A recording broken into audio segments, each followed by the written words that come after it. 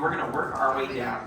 On your page size, I would say a baseball or an orange is probably good. Keep it light, keep it loose, does not need to look perfect, as long as you're working lightly. Now you can tell from my sketch that I just like keep going over the circle. I would actually do something similar on your page. Unless you're perfect at drawing circles, just doing a single circle, it's really hard to get one that you're happy with. Now, anytime you draw characters, you want to use construction lines. For Sally, we're going to start with a vertical line that goes right through the center of our circle, and it's going to extend to the bottom of our page. For Sally's eye line, we're going to place this a little under halfway. So I'm going to place it in a horizontal line, maybe like 60% of the way down. I'm going to place it from one side to the other here. Now her face is very round, but it's not supposed to be an exact circle. What you want to do is you're going to bring down a curved line that pulls from the circle, and it's going to land on the center. So it's basically creating a balloon shape here. We want a slight point to the bottom of her face. Now this character is supposed to be a rag doll. She's not supposed to be a human being. And so as you draw her, keep that in mind. Don't feel like her proportions have to be realistic to human anatomy.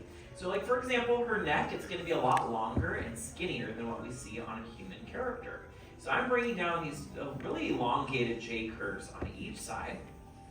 And I'm just pulling down and extending out. And we're going to be drawing her dress at the bottom. Now does anybody remember what her dress looks like? Yeah, there's patchwork, right? And every patch is a different pattern. So that's what we're going to try to create here at the bottom. I've started by creating a little candy cane that pulls from the left side of her neck towards their center line. And then I'm going to do the same thing on this side, but instead of having it meet on the center, I'm going to extend it past that one. So that way we see a seam line extend past that first patch here. So right now, I like to think of it like you've drawn a stethoscope around her neck. She's like Dr. Sally at this point. But we're going to go back and we're going to lock this in. Now, locking in, if you're unfamiliar with that term, that's what I was hinting at the beginning of class when I said certain things we would darken in on our sketch. When you lock things in, it makes them stand out in the drawing. So you want to make sure that you're only locking in stuff that you're really happy with on your sketch. So, for example, like if you made a mistake on making the neck too short or the face too wide, don't lock those things in. Leave them light, make those edits, and then lock them in. That's why we're using this method. Now, at this point, I would say you're going to lock in basically everything we've drawn at this point. Nothing on our page is going to change too much, so feel free to darken in those lines.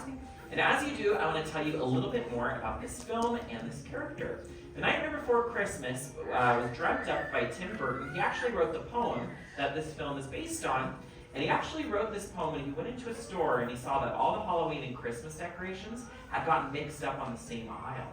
And so he thought it looked so interesting with these two very different holidays kind of all thrown in together that he went home and wrote a poem about it, but only 3 characters from the film are mentioned in the poem by name. Does anybody want to take a guess which 3 characters these are? Jack is one of them. 0. Sally is not. Santa Claus, exactly, yeah. Those were the original 3. All the others were added for the film. As I said, including this one and Oogie Boogie, the mayor, those were all dreamt up for the film. Now, this character is actually the combination of 2 different ideas to create an original character. So for one, she is based off of a famous rag doll. Does anybody know who? Raggedy Ann. But also a famous monster from literature and cinema. Frankenstein, exactly. So those 2 ideas kind of came together to create Sally in the film. And this film went through a lot of changes while it was being made. Because does anybody know who created Sally in the movie? Did someone say me? You created Sally? That's now you're like, don't point me out. I'm shy. Okay, fair enough. Okay, well, apparently there's somebody in the class who created Sally. But other than that really talented inventor, also Dr. Finkelstein in the film, right? Now, in the movie, Oogie Boogie is the villain. But originally, they were going to have Dr. Finkelstein be the villain, but they were going to have him dressed up as Oogie Boogie, and later in the movie, they were going to pull off the top of the costume to reveal Dr. Finkelstein. So think kind of Scooby-Doo-like. And so that was the original idea, but they decided later that they wanted to go with an original villain, so that's how we get Oogie Boogie in the film. Now, I mentioned earlier that the patches are supposed to be different patterns on each side. So on the left side, I've done what's called cross-hatching, which is a fancy artist term for doing a bunch of crisscross lines. This usually gives something a woven-like texture, so that's something you're going to want to try to add for your sketch. And then I've also added in some stitches along the seam line. No right or wrong way how to do this. I've just done like letter C's, letter X's, and you can add in as many or as few as you'd like, no specific amount. Now on the right side, in the film we see a bunch of swirls over here. Tim Burton loves swirls and pinstripes. We see a lot of those in basically all of his movies. Now this is how we see her in the movie, but if you wanted to add in your own patterns, like maybe you want to do churros on one side and Dole Whips on the other, or maybe you want to do like bats on one side and I don't know, what's another spooky thing, cats on the other side, totally up to you. Bless you. The key is just making sure both sides are different. That's what's going to make it feel like Sally. Now, going back to the idea of her being based off of Frankenstein, she's got seam lines and stitches even on like her neck and on her face. I'm going to place in 2 letter U curves along her neck, and then I'm also going to place in 1 seam line that pulls from basically where the dress goes towards the center of her neck. Just like we did on the dress, let's add in some stitch marks. The amount and shape is totally up to you. Now, I mentioned Tim Burton a handful of times already in this class, but he was actually not the director of this film. He wrote this film, he pitched it to Disney, his art style is seen in the film, but he actually pitched this film in the 80s, but Disney was not really interested in adapting it at that point. This was when Tim Burton was still an animator, like on films like The Black Cauldron, Fox and the Hound, and later he ended up leaving Disney and he made a name for himself as a live-action director. But when he started to make a name for himself, Disney decided, maybe we will dust off that Nightmare Before Christmas story and let's give it a whirl. So they reached out to Tim Burton, but he was not available. He was busy directing Batman Returns at the time. And so they asked him who they recommend to direct this movie. And he referred Henry Selick for this project. And Henry Selick at the time was making a name for himself in stop motion animation, but hadn't quite broken into feature films yet. He was doing a lot of short films, commercials, even like music videos, but he really knew how to create stop motion animation, which is the medium we see in this film. And after this film, he gained so much success that he was able to direct other projects. So maybe you're like, I've never heard of Henry Selick, but I'm sure a lot of you have heard of his movies because he's also the director of James and the Giant Peach, a movie called Wendell and Wild. And my personal favorite of his is called Coraline. Have any of you seen any of these movies? Anybody? Okay, a handful of you. Yeah, they're really great. And as you can tell from that list of movies, he usually works on stop motion animated films. And he also likes usually like a spooky atmospheric type of film, which I really, really love. Now you might be wondering what we're drawing here. It's definitely her hair, but this section of hair we're drawing right here is supposed to read as behind her. So I brought down some lines just off the sides of the circle. I'm not adding any volume here, and I'm shading this in to make it read like it's behind her. Since she's a ragdoll, I'm adding in some texture to that hair to make it look more like it's yarn.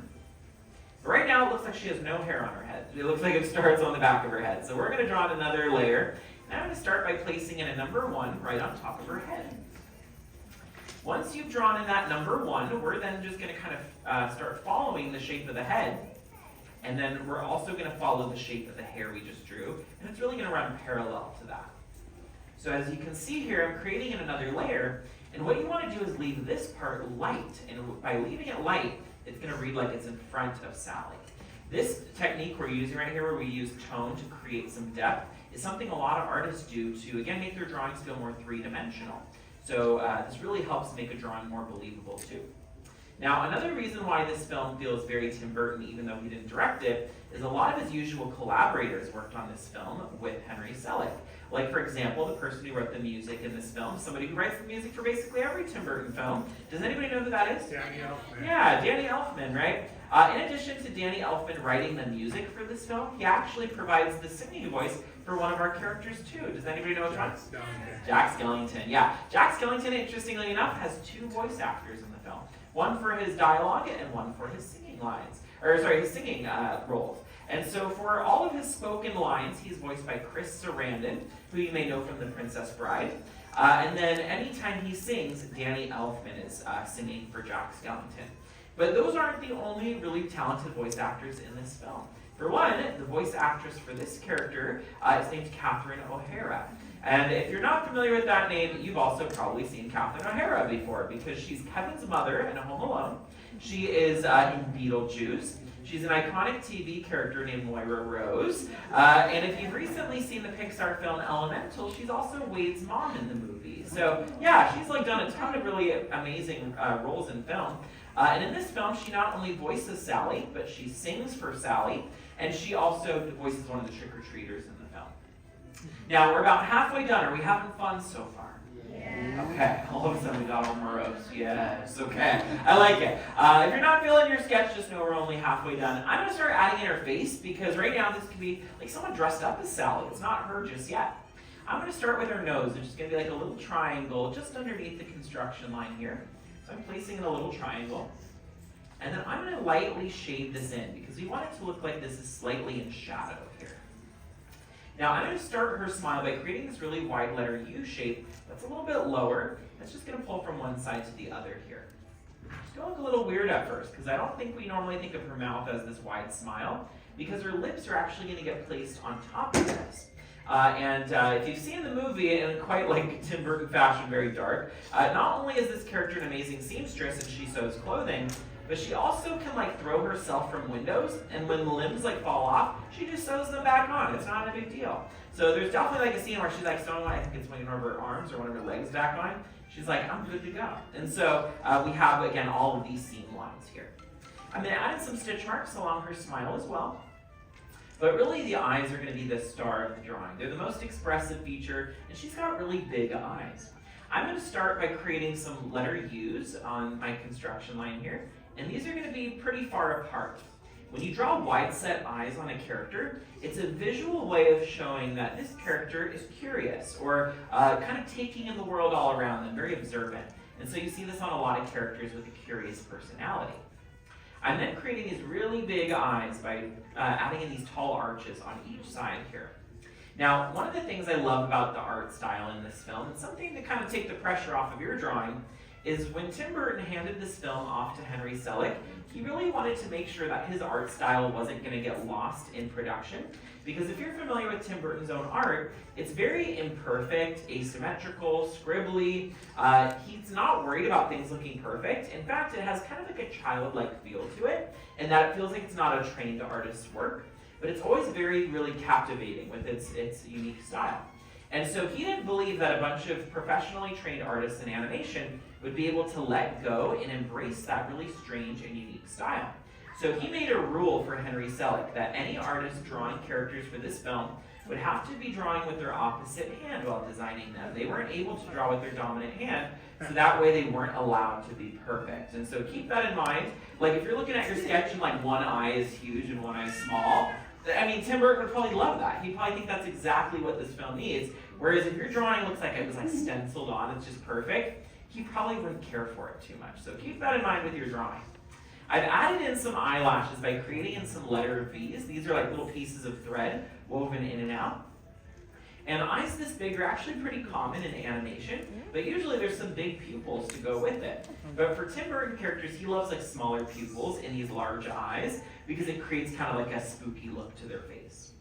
Our very last step is adding in one final seam line that passes through that left eye. Think kind of like you're drawing an eye patch.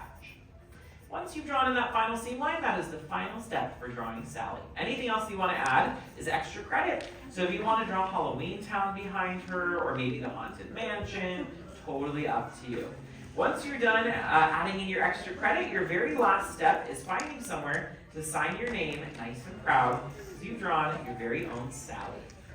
All right, now that we're finishing up our sketches, did we all have fun? Amazing! I want to see how your drawings turned out. Let's end with an art show. On the count of 3, I want you to flip your boards and I want to see how those ragdolls turned out. Ready? 1, 2, 3. Let's see Sally.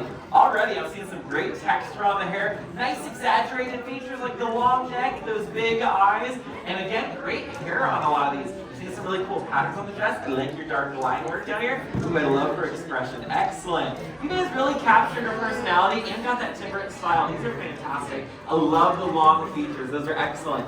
Give yourselves a round of applause, everyone. Very nice work on these drawings. Excellent job. We have more class.